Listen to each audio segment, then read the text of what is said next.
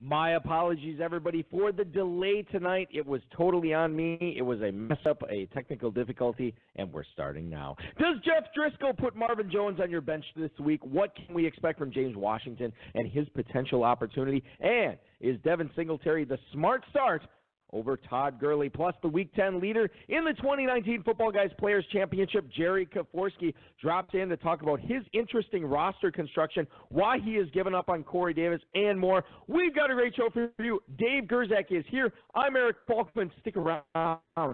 Your high-stakes fantasy football hour starts now. You got what it takes, 'cause I'm KRS and I'm on the mic and premieres.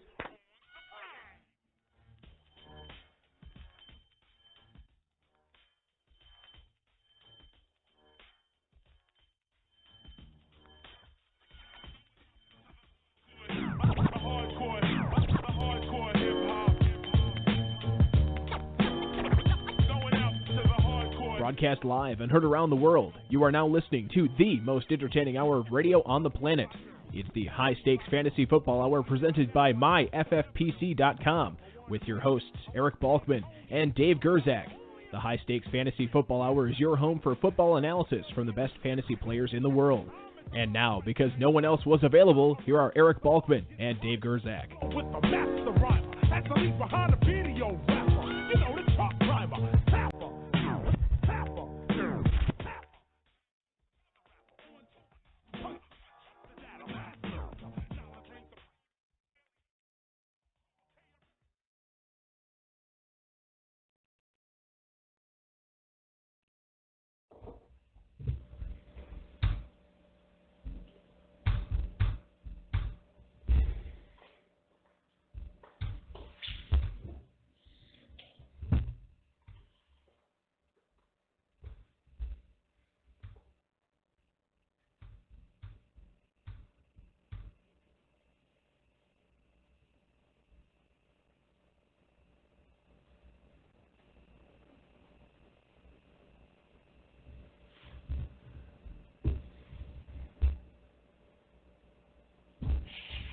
Greetings and salutations, all you Balkaholics and Gerzak fanatics. Welcome to the latest episode of the HSFF Hour, presented by MyFFPC.com. I am, of course, your slightly above average host, Eric Balkman. My co-host is the patron saint of fantasy football, the Dizzle, Dave Gerzak. Coming up on tonight's show, does Kareem Hunt need to be in your lineups, even with a healthy Nick Chubb? Should you be adding Jay Ajayi? And the Week 10 leader in the 2019 Football Guys Players Championship joins us to talk about his squad and Twixes. Yes, that's right, Twixes. Shout out to the chat room right now. Feel free to post any questions you might have in there. However, if you want to connect with us on Twitter, at HSFF Hour, at Eric Balkman, at David Gerzak is where to reach us. 347-426-3682. That's 347-GAME-OVA. You can also email the show, highstakesfantasyfootball@gmail.com. If you have any questions for us, now is the time to send them in. We'll try to get to all the chat room questions, all the tweets, all the emails in the fantasy feedback segment later on in the show. We are going to kick things off without further ado with just 1 week to go in the Football Guys Players Championship regular season. He is ahead of every other team in the competition, and he joins us now to talk about that squad and how he has managed it all the way to the top, trying to win a $250,000 grand prize. Please welcome into the program, it is Jerry Kaforski. Jerry, thank you so much for joining the show this week, man. This is awesome. No, thanks for having me. Maybe next time I come on and get some my own entrance music or something. Something like that, yeah, exactly. The first thing we want to talk about, and you've probably been paying attention to the FFPC email that is going out every single week on Wednesdays, but I have included a picture of George Costanza from the Seinfeld episode where he is at the auto dealership and ticked off by Kip or Ned, whoever the dealer is, stealing his Twixes in the vending machine because you have your team name that's in first place. It's a Twix. They were all Twix. It was a setup. I didn't realize you were such a Seinfeld fan, man. Oh, yeah, it's a problem at this point. But me and my buddies, all our teams, if you see something Seinfeld related with the quotes, they're definitely one of our teams out there, that's for sure. Dave, were you – I actually talked to you about this a few weeks ago when Jerry was hanging out in the top five, and now he's been leading the whole competition. Were you aware that it was a Seinfeld episode that when I pointed that out to you, or did I have to? You were? Okay. Yes, clearly well. Well, I knew you were a Seinfeld fan. I don't know if you're as big a fan as me, but we're welcome. Not many are as big a fan as you. I mean, didn't you do some sort of college project on Seinfeld? Oh, yeah, that's true. I did, and I'm glad you pointed that out because I was looking at the web, I don't know, like 3-4 months ago. I noticed it is not published on the web anymore, but when I was going to the University of Wisconsin-Oshkosh, which has a huge Division III matchup against University of Wisconsin-Whitewater. No one cares. Some people care because this team, both these teams that are playing tomorrow at D3 have gone on to play for the national title last several years. They have removed it from the UW Oshkosh website, but I had a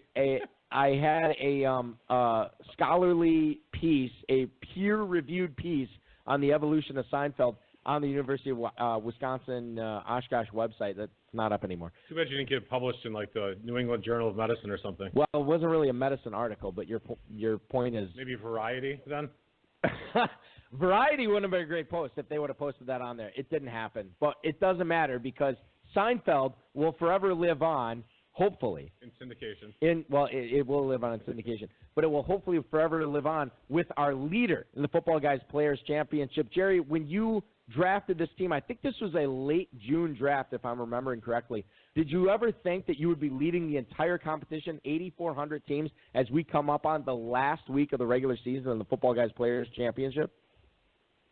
I mean, you always honestly hope for it, but you always realize reality sets in at some point, kind of like Costanza, if you will, and eventually PCY is going to happen, and 3-4 injuries or something crazy. So, no, it is kind of exciting at least be in this position at this point. It's the summer of Jerry. We're going to talk about fantasy football in a second, but Jerry, can you tell us when you were not leading the Football Guys Players Championship, tell us what you're doing for a living. Oh, I work for a buying group for independent gas station operators throughout the U.S. So, we work with all the top candy manufacturers and just negotiate pricing and rebates for some of these independent retailers, just making them competitive versus some of those large chains that are out there.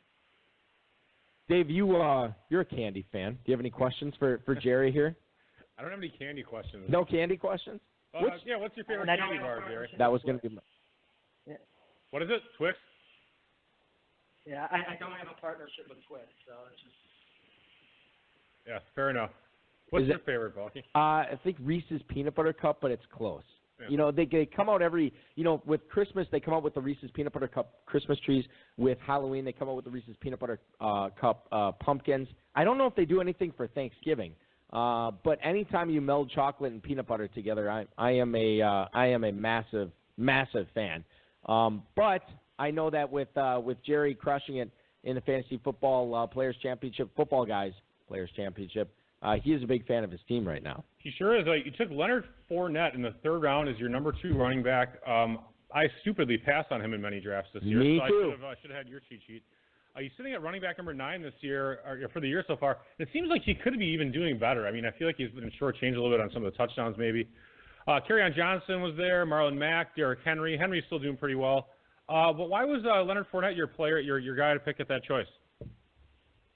I mean, for me, really, at that point, it kind of came down to usage. I mean, Jacksonville has no backups at all. Fournette's a 3-down back, and he really kind of provides that first-round upside that, he provided a couple of years ago. And you just can't find that many touches typically in the third round. And, I guess in hindsight, Derrick Henry, though, I think he's probably the 5th or 6th ranked running back right now. But I just wanted to stay away from him because if you look at last year numbers, I mean, I think he had like 7 or 8 single-digit games. So, it's great when you can put up a 40-point game, but if he's putting up 6s, 4s, and 8s, that's what makes you lose on a weekly basis.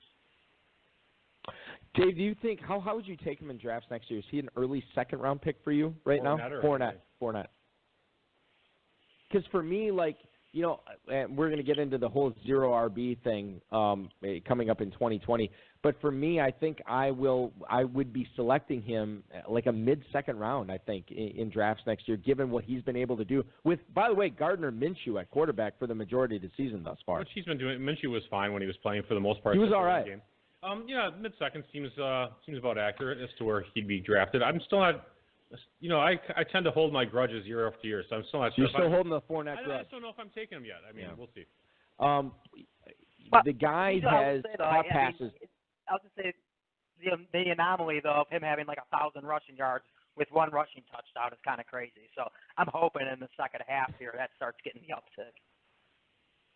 Absolutely. I would say, we can get into this later, but Fournette, with the rushing touchdowns, has been a total anomaly. Do you know that Devontae Adams has not caught any touchdowns so far this season? How weird is that? It was a bit unusual. And we are talking about a guy that would be a borderline first-round pick next year, too. And here we are. Well, I know he's been hurt, but in Week 11 with 0 touchdowns, certainly the touchdowns could even out after the course of the season. Running backs and wide receivers are the lifeblood of the Football Guys Players Championship, Jerry. However, right now on your roster, you have 3 quarterbacks. You have 4 tight ends. Is this sort of typical for your FFPC teams, your Football Guys Players Championship teams, or is this roster sort of an outlier in the fact that you're pretty good at the top end of both running backs and receivers, and you want to make sure you have enough quarterbacks and tight ends for the stretch run? I'd say honestly, I try to go for 2 solid tight ends every year in most games, just because the last thing you want to be doing is, God forbid, an injury like Cooper or anybody is having to go to that waiver wire and pick the Dawson Knoxes of the world and hoping and praying for 6 points. That could just kill your team altogether. So for my team specifically, I was able to get Evan Engram and Austin Hooper, so I was pretty much set for tight ends for the rest of the year. And I guess Gesicki just do the waiver wire pickup with his uppage usage, with his magic, the last 3 weeks or so. Quarterbacks, I always roster 2. I just don't ever want to scramble on the waiver wire for injury. But Stafford right now is my backup QB, and with his broken back, I just don't know when he's going to play again or if ever. So I just scooped up Foles this last week just in case. Dave, have you changed your opinion on Mike Gesicki at all this year? I mean, he's kind of coming around. Yeah. I think that for sure, in redraft, you definitely have to give him a look. He's been getting more playing time, and there's talent there at wideout's not the best. So, yeah, I think Gesicki's worth a look, and he's always had the athletic ability. So I think that, yeah, for sure, I would look at him in Dynasty now. Kind of an unfair question. I'm going to ask it to both of you guys, both Jerry and Dave. I'm going to ask Dave first. But as we look forward to 2020 drafts, which we'll have going in the FFPC coming up in roughly 2 months or so on the website, is Mike Gesicki a top 12 tight end for you guys? Is he a guy that you would be looking at as a starter, or is he still in the backup level? Jerry, let me pose that to you first. In drafts next year, would you be drafting Mike Gesicki as a top 12 option? Yeah, I mean, honestly, the position is just stacked at all. So, I mean, when you're talking 12, I mean, there's nothing to write home with 8, 9, or 10 either. So I think for that point, it's more of what round they're willing to take, because it's still going to have the Ertz, Kittles, the Kelseys, Hunter Henry, Jared Cook maybe still being there. I mean, I still think there's 8 or 9 solid ones, but I'll definitely be interested in Gesicki. But it will probably be more of a question of where I'm willing to draft him, probably what round. Dave, you said you reevaluated your position on Mike Gesicki. Is he a top 12 guy for you next season? I think he'd probably be just outside. Borderline. I'm looking at a list of players. You got Kelsey, Kittle, Ingram, Hooper, Andrews, Henry, Hawkinson, Ertz, Waller, Howard. That's 10. Fant is 11. Njoku's 12. Goddard's out there. Irv Smith, Ebron, Jared Cook, and so he's in the mix. Right. You know what I mean? So there is some talent. There's some young talent, and he's definitely part of that group for sure. You brought him up, so I want to get your opinion on him. We talked about him on this program last week after he caught that big 70-yard touchdown catch. Is Noah Fant, is he for real now? I mean, because I kind of wrote him off as like a bust type tight end. He's still got the athleticism. Is he going to be able to get it done in Denver next year? I think so. I mean, I think he had a 28% market share of targets. Yeah, exactly. 2 weeks. And now they trade Emmanuel Sanders. So, I mean, for the rest of this year, I mean, you have to look at Fant as one of their top, options. Jerry, I know you played some Dynasty with the FFPC. You like Noah Fant going forward? Honestly, with my Dynasties, I tend to stay away from players that I can't play in the first year. And, rookie tight ends historically just typically never produce. And, I know he's got some opportunity, but until you get the real quarterback, too, it's just hard to kind of trust someone like that. And again, Dynasty, I'm just more in win-now mode than 2-3 years down the road, so I just tend to stay away. Yeah, the old Jake Rick Road strategy. Yes, exactly. Yeah. It can work. Tends to work. Right. So speaking of young players, you drafted James Washington off the waiver wire this week, Jerry. He was 3 for 49 last night, and Juju has been really underperforming, and he had a concussion. Do you think he might be a flex option for you? Let's just say if Juju misses next week. Yeah, I think so. And, I kind of just picked him up more as a flyer because I don't have a lot of wide receiver depth. Him having the connection, being college teammates with Rudolph, and last 2 weeks he had an uptick in targets and catches. So it kind of seemed like an opportunity play there. So there's the obvious upside of that now. But with that being said, I'm kind of disappointed because when both guys get knocked out, Deontay Johnson and Juju, I was expecting more than that, so it was kind of scary, I guess, to see him not get more yards and more targets and catches, considering a guy named Hodges is getting everything. But absolutely, who will be in the mix? Yeah, what a mess it was last night with Pittsburgh. Deontay Johnson, concussion. Juju Smith-Schuster, a concussion. Vance McDonald not doing much of the playing time. James Conner also got knocked out with the shoulder injury as well. So we'll have to see what's going on with that Pittsburgh offense going forward, especially in Week 12 when they get a super juicy matchup in Cincinnati. So it's something to be paying attention for if you are paying attention to if you have any Pittsburgh Steelers going forward. I'd be so pissed off, though, if I had Connor and Juju going last night. Okay. Combined for like 4 points. Yeah, exactly. So let me talk about. What a bunch of bums, hey, Jerry? I'd be. Oh. Yeah. Anyway. Well, I'll say this as far as those Steelers go. I had a basketball game last night, my rec league basketball game. My starting point guard, we right after the game, he checked his phone. He had Juju and Connor on the same team, and he just went off. Like, we won the game. And he just was so super ticked off. Jerry, we always talk about our own personal lives. Right. We'll talk to you soon. But he had Connor and Smith-Schuster, and he was just livid. He's like, if I start one more guy this season that plays a quarter and a half and then goes out, I'm just done. I'm so sick of it. He was super ticked off.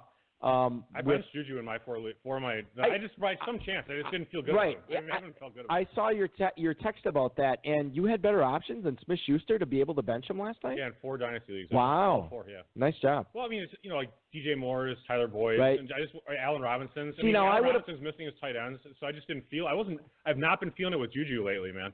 But okay, that's fine. But I would have played him ahead of Tyler Boyd last night. Well, the Browns have a pretty decent pass defense. Yeah. Well, I don't know. It's tough. Boyd's been getting targets. They need Devlin Hodges in there because you know what you have in Mason Rudolph, and it's not good. Throwing the ball to Juju Smith-Schuster. Yeah, I don't know about calling for Devlin Hodges. Well, I know what I'm. But here's the thing. I know what I'm getting with Juju Smith-Schuster when Mason Rudolph is the quarterback. The team is trying to win games. They're not trying to give Juju Smith-Schuster fantasy points. I understand that, but I'm saying if I was a Juju Smith-Schuster owner, I would be rooting for somebody else at quarterback right now because it ain't good when Mason Rudolph is. It's great for Jalen Samuels. I mean, great for James Conner when he's playing. Yeah. Kaepernick. Oh, we'll see what happens with that. 24 teams are checking out his audition. Is that what it is? 24? Yeah, it's up to 24. Holy cow! Well, we'll see what happens there. Hopefully, somebody who needs a quarterback. Jerry, we do have a question coming. Yeah, no. We'll see what happens there. Let's keep it on the AFC tip. Corey Davis, a guy that I've been a fan of for a couple of years, basically his entire career in the NFL. I know Dave is not as huge of a fan. Well, Dave hates him, to put it lightly. But you dropped Corey Davis off your roster. Have we already seen the best of his career? Is this what he is as far as it goes in the NFL? Or can he blossom with either a new quarterback throwing to him in Tennessee, or if he gets on another roster going forward, could he be a very big difference maker as far as receivers go for fantasy? I would say for fantasy, he's a bum. I mean, for real life football, I think obviously he's going to provide value, and with Tannehill, clearly it's going to be an improvement for that entire Titans offense. So for me, it's just personally, I tend to not draft any players from the Tennessee Titans offense. It's just every year you don't seem to put up a lot of points, and then they're 7-7, and they have a chance to get into the playoffs every single year.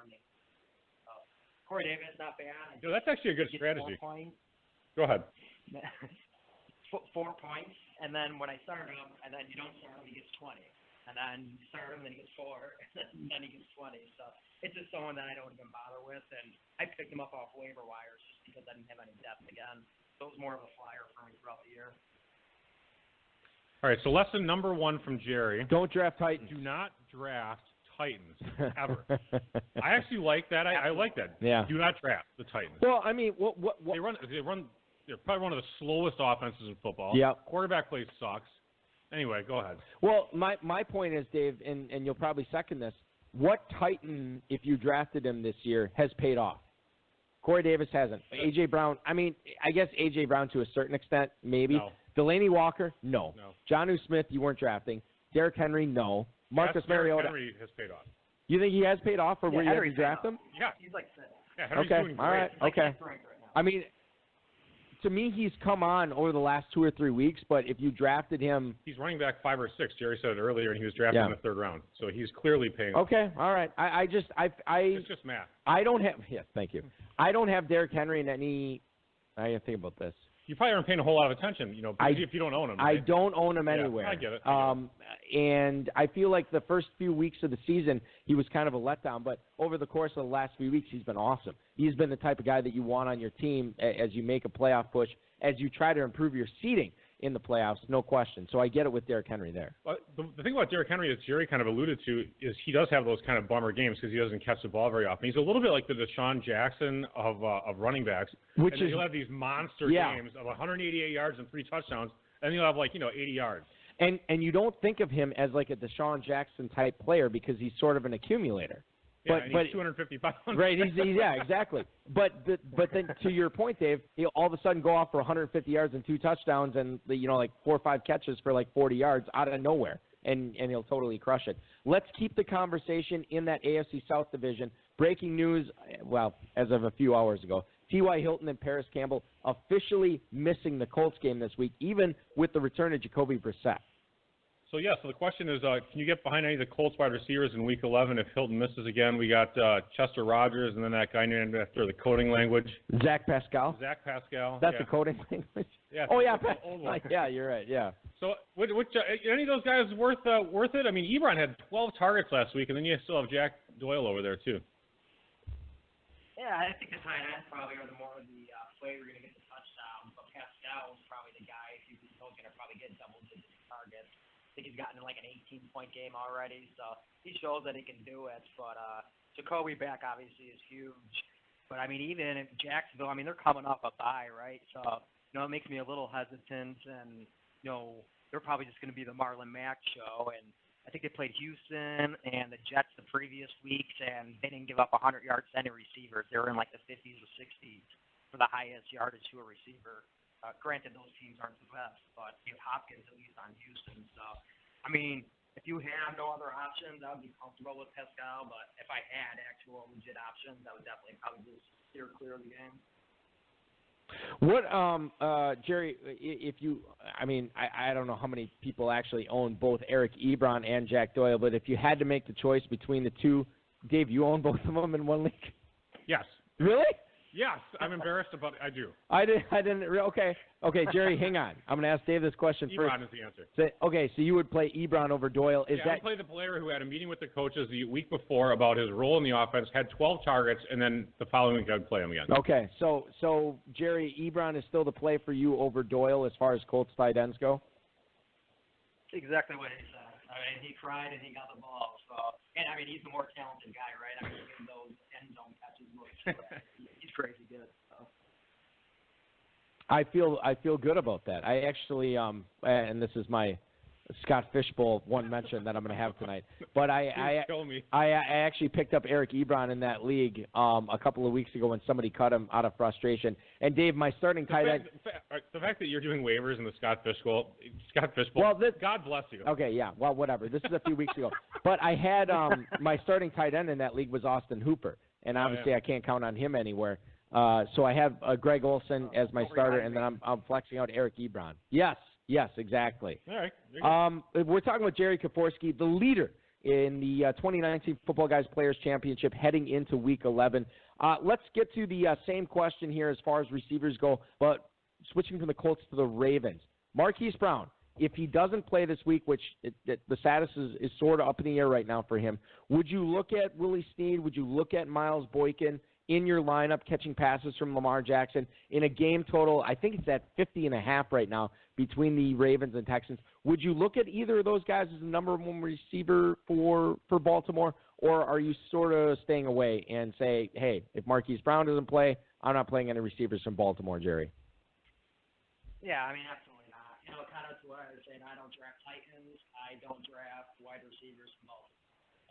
That's maybe the Joe Flacco dual effect, but either way, I just stay clear of those guys. And, I mean, I figure Lamar Jackson's just going to rush for 400 yards, and that will be the end. Well, and Lamar Jackson and Mark Ingram, too, right? Mark Ingram is fantasy worthy this week. Is he still there? I could barely tell. So for you, let's get into this for a second, Jerry. For you, the Baltimore Ravens, the offense is basically Lamar Jackson, and that's it. Well, I shouldn't say that's it. You still do like Mark Andrews at least, right?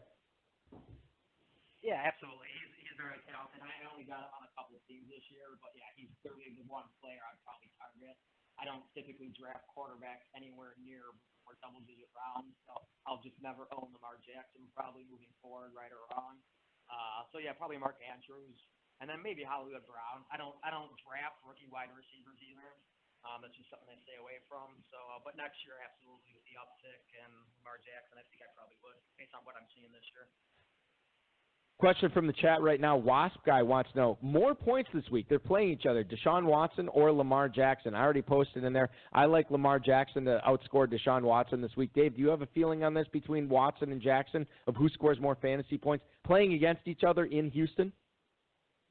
I guess I'd probably lean Jackson, but, you know, it could go either way. But Lamar Jackson is so on fire right now, I'd have to go with him. Jerry, what are your feelings on this? Would you, if you had to take one between the two quarterbacks, is it Lamar Jackson or is it Deshaun Watson this week? I'm taking Lamar Jackson. I mean, he might run for 200 yards. It's crazy insane. And then he can throw for 200. And, you know, if Boykins does break loose or something, or Andrews, I mean, he can throw for 200 too. So, yeah, it's Lamar Jackson. And Hopkins doesn't look the same player this year, and I don't know why that is. But I'd probably just stick with Lamar. Well, plus he has a higher floor, too, with all the rushing yards. Yep, nice. Absolutely. Well, and like Watson can rush the ball. He just doesn't – it's not – They don't make a point of it. Exactly. It's not part of the game plan like it is with Baltimore. A huge part of the game plan in Arizona has been the running backs. I think they are top 10 in fantasy points per game as far as the position goes, but you don't know who it's going to be. And some people, Dave, are going to have to make a decision, who am I starting at Arizona running back? Yeah, so this question, obviously, it's David Johnson or Kenyon Drake. This is another chance for you to use a Seinfeld reference if you'd like to. Do you want to pick? Oh, I hate the Drake. Do you love the Drake? Or do you hate the Drake this week? Tell us what you think, Jerry. in real life, I hate the Drake, but for that specific question, I would actually start Drake this week if I had to. I think Cliff even came out just today and said that it's going to be by committee approach.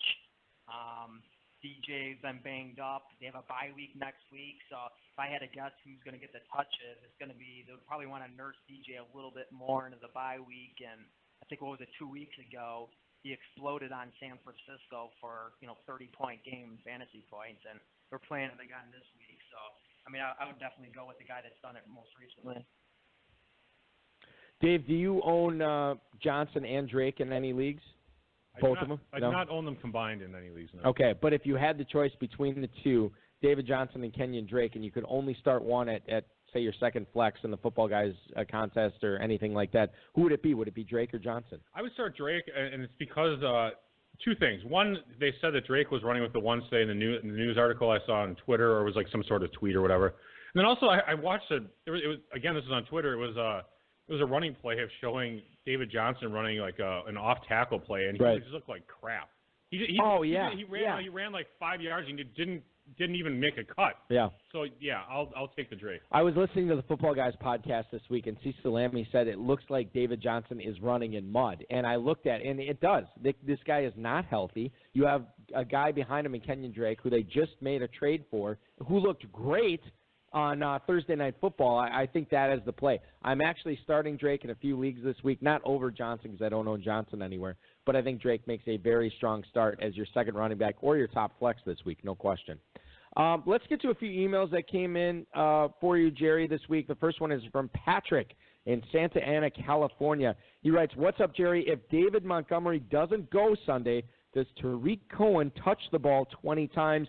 Nice job in the FPC." That is Patrick in Santa Ana, California. Thank you so much for the email, Patrick. I believe Montgomery did not practice Wednesday or Thursday. He got in a limited practice today. We'll see what happens as far as Week 11 goes. But, Jerry, if he is out or if he's limited, I guess we can say that too, like where he's not going to be at full strength. Is Tariq Cohen a strong play as your second running back this week?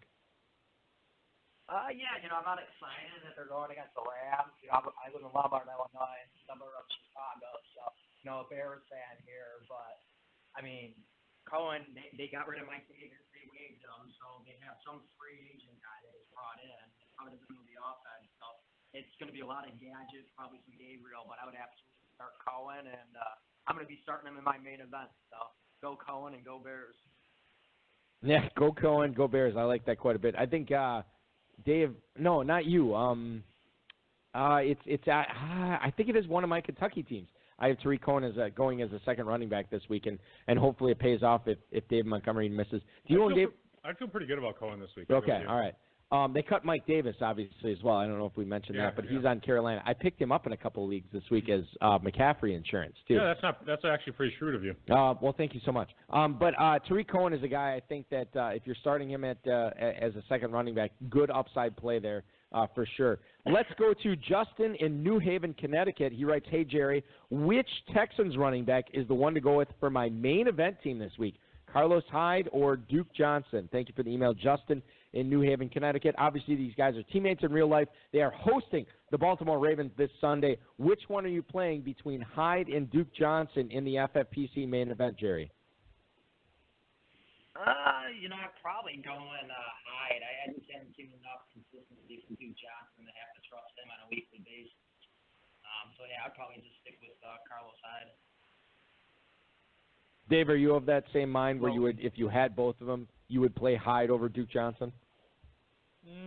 Because Duke Johnson does catch passes, but Hyde has been getting so much volume with the Houston offense over the last month. I don't really know if I have a great take. I might lean Duke Johnson, but I would probably trust Jerry over me because I haven't really been thinking about that. Okay, much. All right. You don't own either of these guys then, right? I own like one Duke Johnson share and no Carlos Hyde. And you've been benching him a lot, Duke Johnson. Yeah, for Derrick Henry and McCaffrey in that league. There you go. Is this a dynasty? Yeah. Okay, I got it. All right, Jerry Kaforski, the leader in the Football Guys Players Championship, heading into Week 11, joining the High Stakes Fantasy Football Hour tonight. Jerry, you've been extremely gracious with your time tonight. Before we let you go and get ready to prep your team, trying to stay up on top, trying to win that regular season points championship, Dave has one final question before we let you go. All right, Jerry, we're looking for a player that a lot of FFPC guys will be starting, but you think he should be benched, and a sleeper that is on a lot of benches, but actually should be started.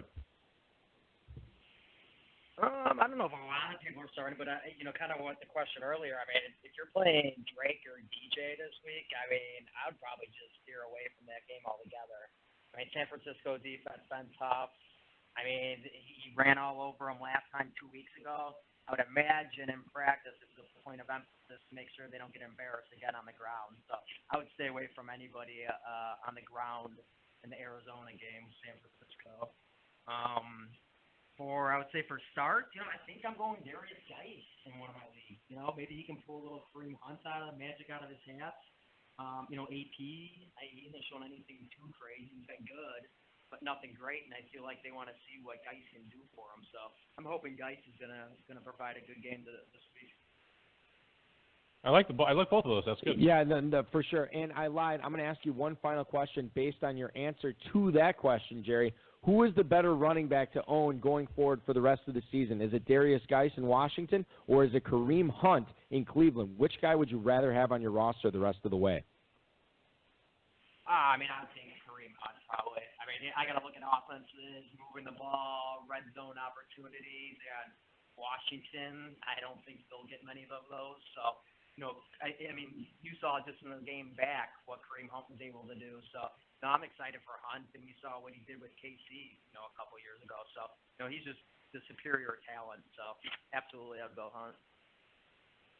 Absolutely, you will go hunting. Absolutely, we were thrilled to have Jerry Kaforski on the show tonight, the leader in the Football Guys Players Championship, heading into the final week of the Football Guys Players Championship regular season. Good luck to you trying to snare that regular points title, and as well as the $250,000 grand prize. Jerry, thank you so much for joining the show, and now go enjoy a Twix, man. Well, thanks for having me, guys. Good luck. Thank you so much. Jerry Kaforski, straight out of Illinois, joining the show tonight, the leader in the 2019 FPC.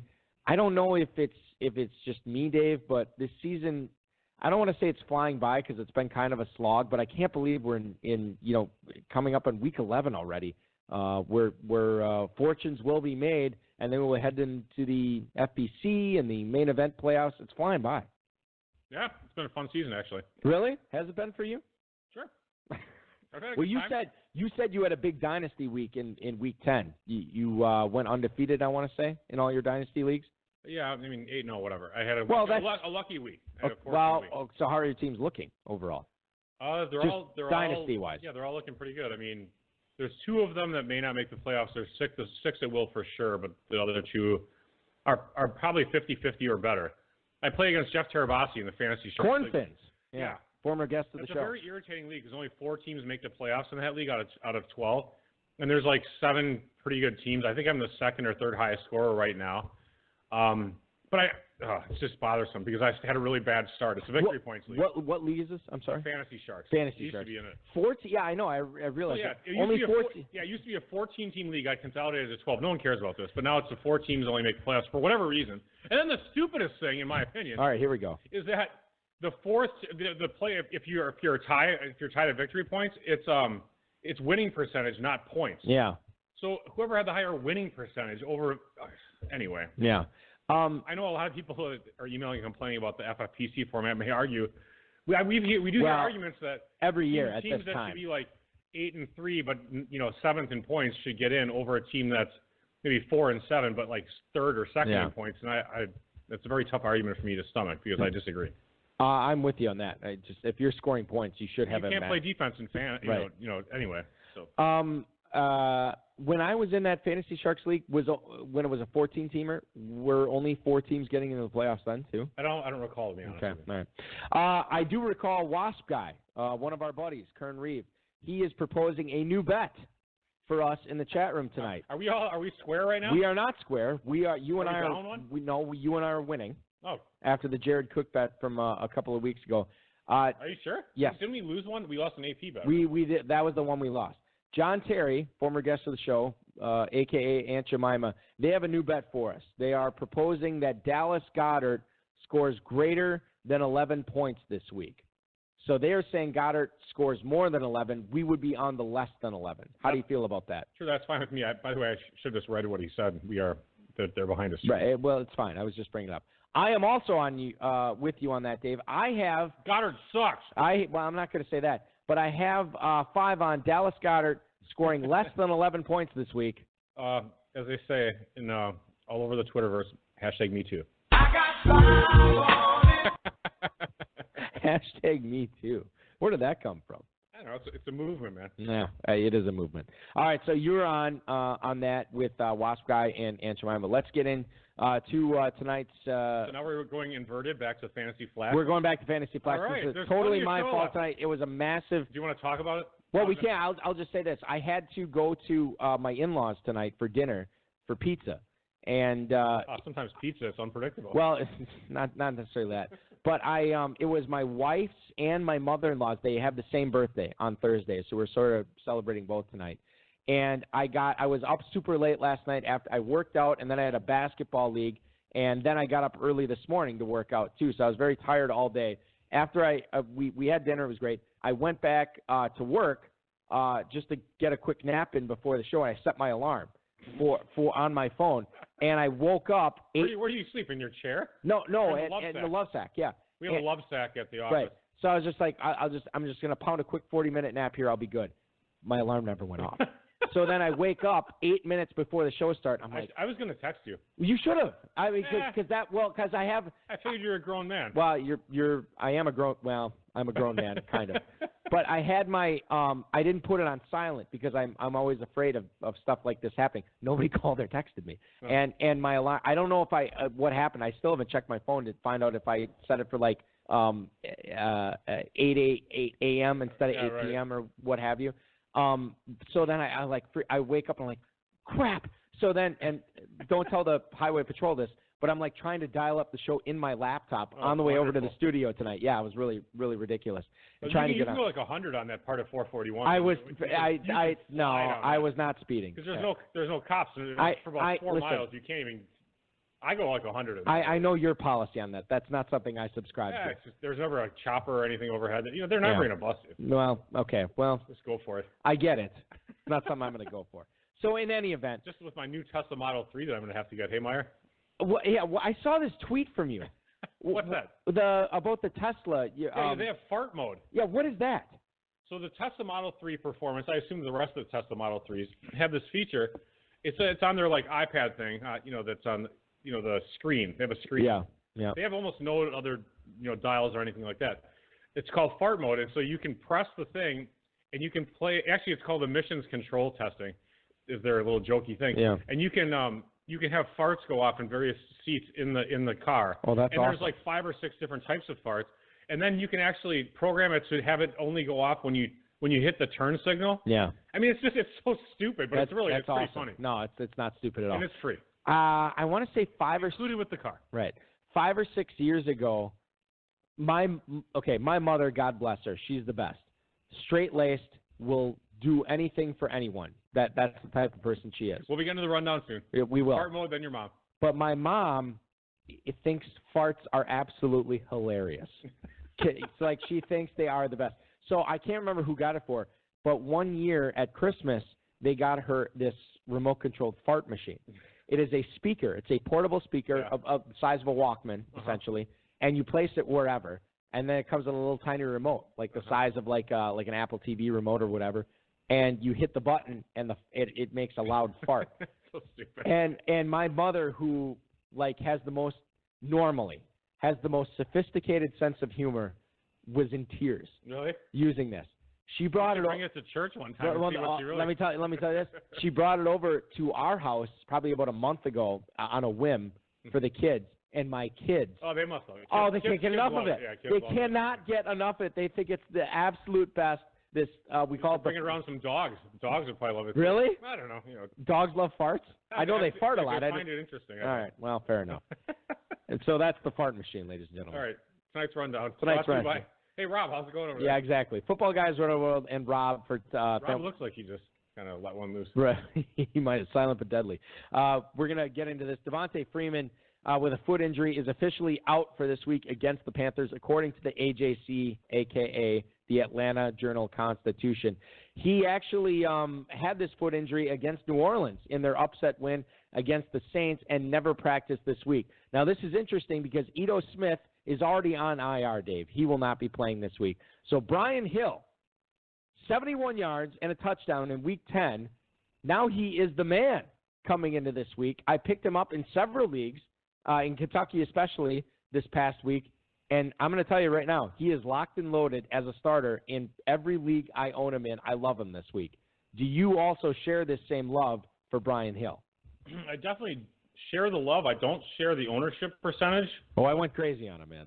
Yeah, that's great. I mean, congratulations. Well, it crippled me in a lot of leagues for bidding, but whatever, Yeah, no, I mean, it's really something else. Did you, by the way, and this is another kind of aside. Yeah. Did you see the tweet? It was some of our fantasy guys. I'm not sure if it was like Davis Maddock or somebody. Yes. Yeah, we can get it. I don't know if this is the same tweet we're talking about. I'm sure Davis, well, it may not be. Davis Maddock was on the couch this week for the On the Couch podcast for Football Guys. And, Sigmund Bloom, who's fantastic, one of my favorite guys in the industry, he brings on these various other industry guys every week. And Davis Maddock was the guest this week. And one of the Davis Maddock's running gags is that he just says, we all have our favorites and we all have our anti-favorites. And one of the anti-favorites for Davis Maddock is Brian Hill. And somebody tweeted at him, hey, Brian Hill, looking good. And he's like, Brian Hill sucks. Right, yeah. And so then Brian Hill actually tweeted back the NFL player at Davis Maddock. Yeah, and they went back and forth on some stuff. His tweet back was kind of like one of those pondering smiley, pondering things. Oh, the thinking like emoji. Thinking emoji. Yeah, exactly. So then Davis DM'd him, and he said, "Hey man, would you just want to come on my podcast?" Well, first of all, he apologized. He right, was like, yeah. "Oh, hey, I was just kidding around. I didn't really mean it or anything like that." Right. And Brian Hill DM'd back like, yeah, no problem. So Davis Maddock actually had Brian Hill on his podcast. That's awesome. And they talked fantasy for a while, and football and Falcons and what have you, and so that was very cool. And I have not got a chance to listen to it yet, but Brian Hill is going to be a busy man this week. I like him quite a bit. In fact, do we have? Hey Rob, why don't you ever DM Andy Isabella for us? Yeah, thanks for nothing. Yeah, we should get Joey Isabella on the show. Yeah, and then pave the way for Andy Isabella. So we're going to answer this question with a different player later on in the show, Dave. But let me pose this to you: if you can only start one running back between Brian Hill and Todd Gurley this week, oh God, who would you play? If you could only play one as your final flex in like a Football Guys League or an FFPC main event, who would you play? So Atlanta's playing the Panthers. Let me bring this up here. I'm gonna bring this up. Yeah. In Carolina. And the Rams are hosting the Bears. I can tell you that right now. Yeah, you know what? I hate to say it. I'd play Brian Hill. I have Gurley benched. Don't hate to say it because I agree with you. Yeah, I have Gurley benched in some leagues. I'm benched for James White in the league right now. I mean, yeah. He's just not reliable. Where do you think Todd Gurley goes in drafts next year? Just curiously, is he a 5th-round pick? I think he goes in the 3rd or 4th if he continues his current production, which it's not terrible. Right. I mean, it's not great. And Mike, I mean, he doesn't sound like he's too happy with his usage either. No, he's he doesn't. Kind of like, he doesn't. Annoyed that he wasn't even in there late. I'm going to throw this out there right now, and you can ridicule me as you will.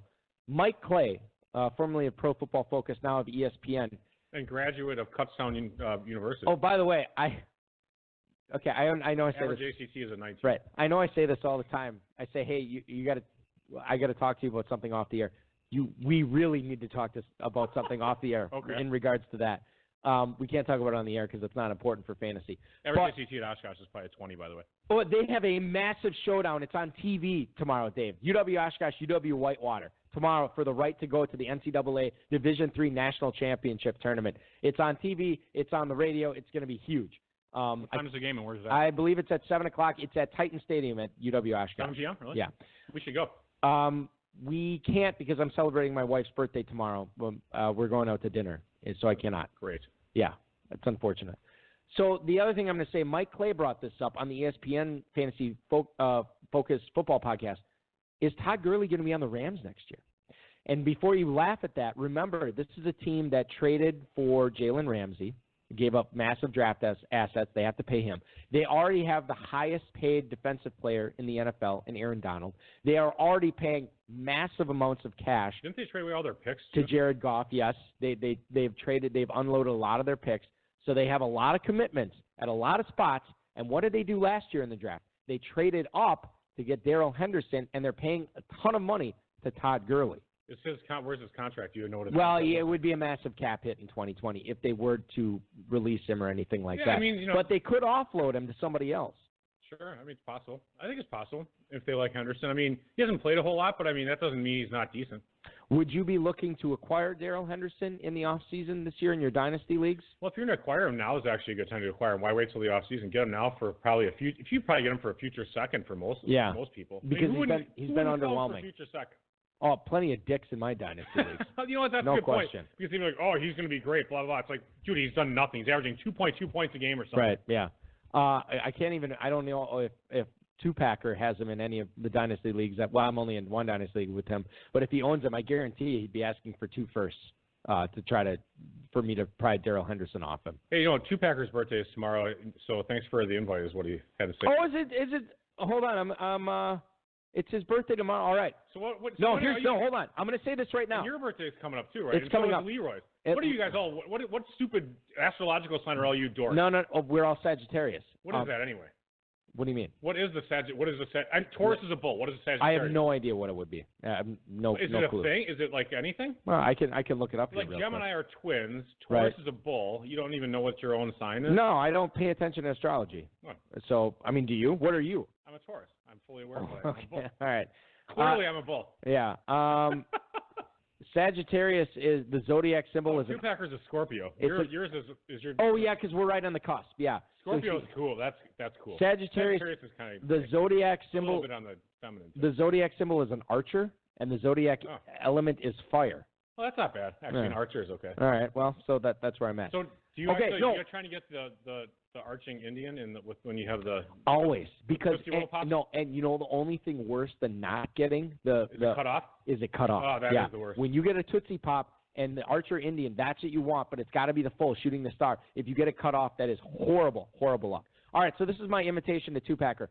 We are going to the town council in gorgeous downtown Neenah, Wisconsin tomorrow, which I know is Two-Packer's hometown. Never heard of it. So if you want to come out to town council, show up at 5 with your wife, Michelle, and we will be happy to have a birthday dinner with you, Two-Packer. Town council? Town council. Is that a It's an award-winning. restaurant? It's an award-winning bar/restaurant. They make great craft cocktails. They have great craft beer there. Looking forward to it. Meet you there. All right. Are you going to come too? No. And bring Kathy. It'll be. Yeah, I'm sure. She'll love it. She can get. Kathy will be watching cooking shows here at home. But she can watch a live cooking show at town council. We definitely won't be. All right. Well, the invite is extended. You know, Disney Plus just came out. Maybe we'll watch some of that. The invite is extended for Jeff Driscoll this week, Dave, as he is going to be the starting quarterback for the second straight week for the Detroit Lions, according to Dave Burkett on Twitter. Matthew Stafford having that back issue, the broken back, as it were. How is this guy not on IR? He has broken vertebrae in his back. The issue is with the Lions, they are in the thick of the playoff chase. And if you're going to make the playoffs, you are going to do it via Matthew Stafford and not Jeff Driscoll. I think that is why he is not on IR. The question I bring up to you, Dave, is you are still playing Kenny Golladay. No question. Well, I wouldn't say no question. Really? Well, I mean, Golladay has had plenty of crappy weeks already. All right. Let's do this right now that you bring that up. Would you rather, let's do quickly, would you rather, Rob, don't play it. Would you rather play Kenny Golladay at home against the Cowboys or Cortland Sutton at Minnesota? Horse apiece. Sutton. I would go Golladay. Golladay or 5 on it? No. Golladay. Well, I mean, it's all right, fine, keep going. You know what I mean? It's already 10:08. Let's go deeper here. Golladay or McLaurin at the Jets, or excuse me, at home against the Jets. McLaurin. I would go 5 on that. Do you want to go 5 on that? You're like a person who shops courts, courts for your client. I'm happy to go 5. Okay, all right. I got 5 on Kenny Golladay outscoring Terry McLaurin in Week 11. Sure, I'll take the rookie. I don't care. I got 5 on it, nothing with that. All right, a little bonus Lunas there. Would you go Kenny Golladay or, let me see if I can find another one here, Mohamed Sanu at the Eagles? I might go Golladay just because there's so many possible players that the Patriots can throw to and give touches to. So, but that's actually kind of close too. It really is. I agree, and I also think it's close. No, let's not do that. Let's go the other way here. Kenny Golladay or Curtis Samuel at home against the Falcons. I think that game's going to be a shootout. I like Samuel quite a bit. I'll take Samuel. I would take Golladay, but it's not close enough for me to put 5 on that one. Mm-hmm. I'm glad you just get to decide all these. Well, I mean, I would leave it up to you. I'm going to say like you could Golladay or Allen Robinson at the Rams. Allen Robinson. And Golladay or he already played Tyrell Williams at home against the Bengals. Yeah, I'll take. I don't know. I guess I'll take Golladay because he's more talented. I agree. The whole point of this was Tyrell could outscore him pretty easily. He could. The whole point of this was Marvin Jones. Are you benching Marvin Jones in your leagues this week based on Jeff Driscoll throwing to him? Again, only if you have better options. But I think Marvin Jones is still startable. All right, and he's startable for me as Marvin Jones, hasn't he outscored Golladay on the year? I guarantee he did with that 4 touchdown game. He's probably outscoring him right now. Really? You think he is? Are you going to look it up or am I? I'll look it up. You look it up because I'm going to get to the next thing here. We got to fly. Jordan Howard is dealing with a stinger. He has not been cleared for contact, for God's sake. He's out. Start Sanders all over. This, according to Dave Zangaro on Twitter, this is massive because on Sunday the Eagles actually host the New England Patriots, and Darren Sproles has already been ruled out for the year with a nasty hip injury. So it's Boston Scott and, as Dave mentioned, Miles Sanders.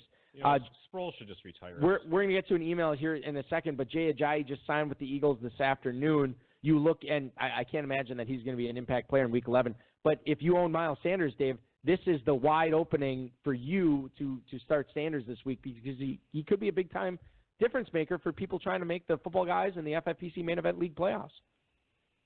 Yeah, I actually fully agree with you. Yeah, okay. I was looking at – so Galladay is actually – I was totally pretty much off there. My fault. By a lot or no? Not that much, really. Galladay is wide receiver 7. He's at 161 points, 17.89. Marvin Jones is 14, 145.9 points, 16.21. So it's not that big of a chasm. It's, like 1.6 points a game. Right. But there is a difference for sure. So Galladay, wide receiver 7, that's pretty darn impressive. So, Dave, just to I might have made a mistake there. No. I'm not speaking of mistakes in Kenny Galladay. Does wide receiver 7 make Kenny Galladay a wide receiver 1? Actually, it does make him a wide receiver 1. Interesting, Two-Packer. Very interesting. Two-Packer has been saying periodically when it suits him that Galladay is a wide receiver 1 this year. Yeah. You know what's funny about that is I was actually ticked off in the Kentucky auction this year that we got Kenny Galladay because I was bidding him up and then we ended up getting him. But I've been pretty happy with him so far as our WR1, and I think he's going to carry us into the playoffs for the third straight year in that league. Nice. I will say almost with certainty, in Week 7 when Galladay had a 3.1 points, Meyer did say he was a wide receiver 1 before that game. So, all right. For whatever that's worth, Mr. I crap all over Dave, 4 years ago when we used to have that Sunday morning show. Meyer. Who dis? Yeah. Thanks a lot, Meyer. And listen, Meyer's having a good season. At Two-Packer's having a good season. I believe he is also in first place in that the Hardway League, the Hardway Football Guys Players Championship. The 12th place team has to wear some sort of a dildo costume. Have you seen the shenanigans that have gone on in that league this I'm week? I'm in the private chat. I just listened to it. With Crack Rock and Austin Martin. Crack Rock is trying to he cornered the quarterback market? Yes, he picked up all these quarterbacks because Austin Martin needed a quarterback this week, and he picked up a bunch of them at the expense of the rest of his team. And he's down 89 points to him. This was before the Thursday night game. He was down 89 points to Austin Martin in trying to avoid wearing the costume. We'll see what happens there.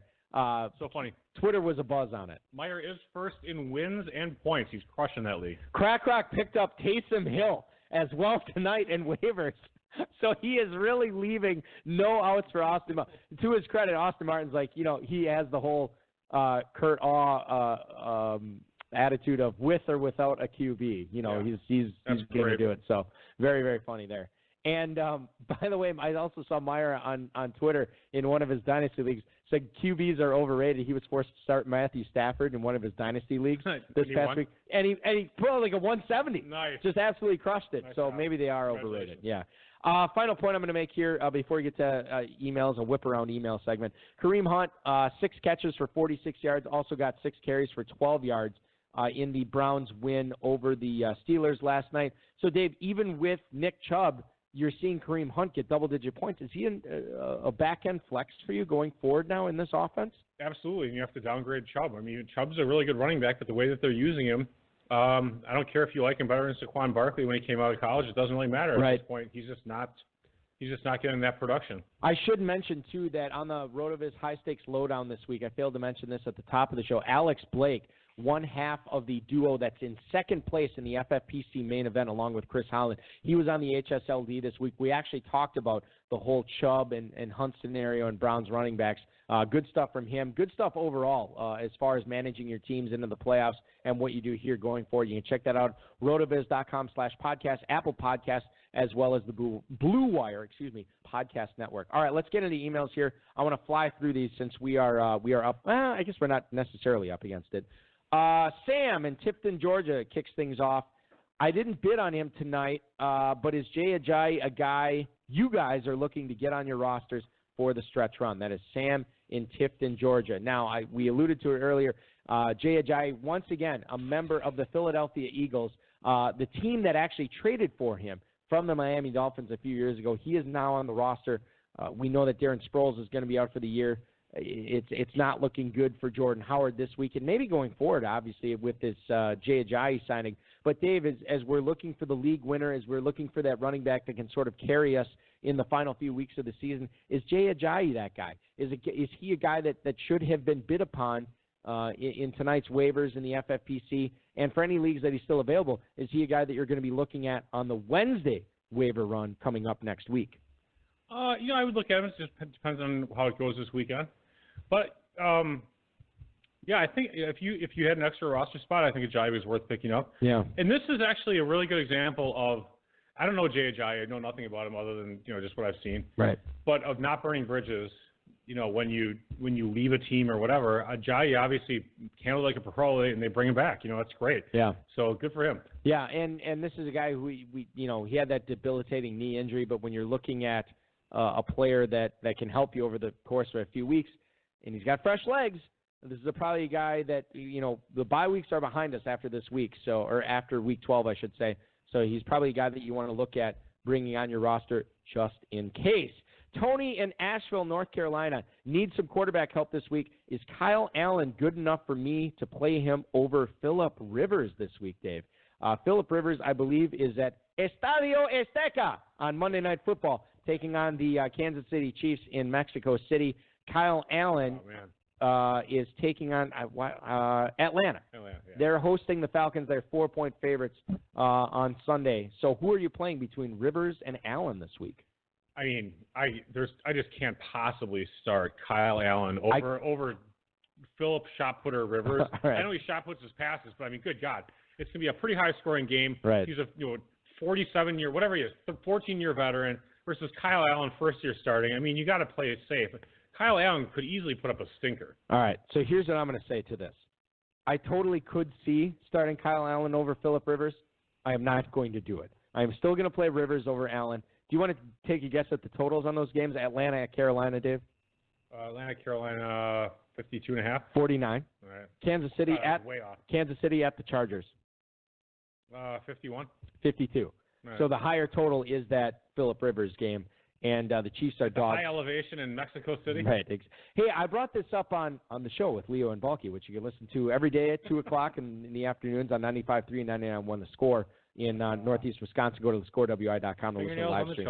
So I brought this up. Do you know, and we brought this up because the Milwaukee Bucks are playing one home game in a span of 18 days. Do you know that the Tampa Bay Buccaneers are playing, it already ended on this past Sunday. They played at Raymond James. Do you know they went 7 real-time weeks without a home game? Wow. 7 weeks. That's pretty embarrassing for the NFL because they supposedly use computer simulations or whatever it is to run their schedule. You got to be able to do better than that. There was a bye week peppered in there, as well as a London game where they were the home team peppered in there. That's awful. 7 weeks, dude. By the way, speaking of that, I'm going to waste another minute of time here. Is that you hear the NFL is actually supposedly pretty close to getting a collective bargaining agreement, which is a really big deal. The talk is that they might be adding one game. 17-week season. Might be a 17-week season, which would be 18 weeks, unless they did actually two bye weeks, which would be longer. So that could be really interesting. So we'll just kind of see what happens. And the official word from the FFPC is we are waiting and watching. Yeah, we're waiting and watching, and if that happens, if they extend it 2 more weeks, we're going to go to a 9-game regular season to piss off everybody. I love it. No more 11. You're going to 9 weeks. What's that? And you know what, Scott Atkins? We're going to 9 weeks. Take that. All right, moving on. Scotty and I, we love each other. No, he's a good guy. We love him. Mike in Urbana, Ohio. Hello, Don and Devin. Should I roll with Dede or Debo this week as my second flex? Much appreciated. That is Mike in Urbana, Ohio. Dave, as we look at these matchups this week, as far as the Jaguars and the Niners go, Niners are, I believe they're hosting the Arizona Cardinals this week. Yes. Yeah, they're 11-point favorites. Yes, and so that game is going on in Santa Clara this week. For some reason, I like the Cardinals this week. Plus 10, okay. By the way, I did like, as I noted the other, I liked, who was it? Oh, I liked the Falcons plus 14. Did I mention that last week? You did not, no. Oh, I thought I did. That's when I picked the Farrell. And it was an outright upset winner. So I was on the Appleton Trophy Fantasy Football Show, which you can hear on 95.3 and 99.1 What's Score. We do that show, and we always do our Packers predictions at the end of the show. Yeah. And we didn't have a Packers prediction this week because they're off, so we predicted the Thursday night game. And I said I love the under in that game. Oh, that was actually right on. Right, and then my Twitterless Alex, who is the producer of the show and co-host, he bet the under. He's like, hey, thanks for that call last night. Nice. I made a lot of money. I'm like, hey, thanks for letting me. I didn't know he was placing bets. I don't know where he goes through. I'm like, you need to cut me in on this. So that was very frustrating. Anyway, getting back to Mike's question here. Yes. So you have Deebo Samuel at home against the Cardinals. You have D.D. Westbrook at Indianapolis this week as 2.5-point dogs in a total of 43. Who do you like between those two guys? Instinctively, I like Deebo. Deebo's actually getting targets. He's playing well. I didn't draft him in Dynasty, which kind of sucks, but he's really doing pretty well. He's doing very Dante well. Pettis sucks. Okay, so we all knew that. Not to reference football guys again, but the audible this week, Cecil Lammy, I think I've mentioned this on the show. He always alludes to all this stuff that he's privy to based on his context in the NFL. And he said, I know this is radio, but I just rolled my eyes. He would let Sigmund Bloom know off the air what's going on with Dante Pettis. And then he promptly... Now I really rolled him twice. And then he promptly let everybody know on the air what was going on with Dante Pettis. Apparently, he was not paying attention in at least one team meeting. And that's why he is behind the 8 ball in San Francisco. Or he's a terrible player with a terrible phenom score, and he was never going to amount to anything. He could be that. Short. He's not that fast. He's undersized, and he sucks. What do you make of it? Could be any of those things. What do you make of the San Francisco 49ers receiving core next year? Because I think you would agree Emmanuel Sanders is the guy to own there. But what do you make of it next year when Sanders could be gone, Pettis, or he should be gone? So you're just assuming that they traded for him and they're going to let him go? Well, I guess, I guess I'm sort of assuming All right, that. You think there's your assumption. Okay. Well, they could re-sign him. They could. It's entirely possible. And then Pettis doing nothing. Deebo Samuel, who we just sang the praises of. Who do you like there in that receiving core catching passes from Garoppolo next year? Well, let's see. You gave me a choice of one guy that's good. Well, no, I'm just mentioning those guys. You can take your pick of the litter. Well, what litter is there? It's Deebo. Then you have Marquise. I'm a Olympic Goodwin. track. Yeah, it's not. Terrible. Yeah. Well, let's throw Sanders in there as well. Well, Sanders is in there. I think then it gets interesting. I think it makes a lot of sense for both parties, Sanders and the Niners, to re-sign Sanders. I mean, who's going to pay him more? I mean, he's a great professional athlete. He's a great professional wide receiver. He's getting older, but he's still not that old. And he's super fast. I think it'd be the offense would be great. You have Garoppolo. You have Sanders, Deebo Samuel, and his second year, and you have George Kittle and the run game. Yeah, I mean, that's a nice offense. Probably going to be going up against the first place schedule next year, but there's a lot to like about Kyle Shanahan in that 49ers offense. Two Packers are Jason Bourne, and I think that he's a movie star. Yeah, Kendrick Bourne, I think is the guy there from the San Francisco like the scale building. San Francisco Blackfriars. Did you see that there is a is it on Apple TV or Treadstone or whatever? Yeah. Did you see that? It's a TV show. I didn't see the show, but I've seen that there is a show. Yeah, and I don't think is it called Treadstone or Blackfriar? I thought it was called something else. Something like that. Yeah, and which we've used those team names in Kentucky before, which is why I bring that up. I always like those team names. Fred in Las Vegas. What's up, Dave and Balky? Am I being too cute if I play Devin Singletary this week and sit Todd Gurley? I can only play 2 running backs in my league, no flex, and already have CMC as my number 1. That is Fred in Las Vegas. Thank you for your email, Fred. We alluded to this earlier when we were talking about Todd Gurley versus Brian Hill, Dave, but you look at Devin Singletary, who I believe gets the Miami Fighting Dolphins this week, if I'm remembering this. Yeah, they are at Miami this week as 6.5-point favorites. So if you can only play one and you have to make the decision to sit one and start the other, who's it going to be between Devin Singletary and Todd Gurley?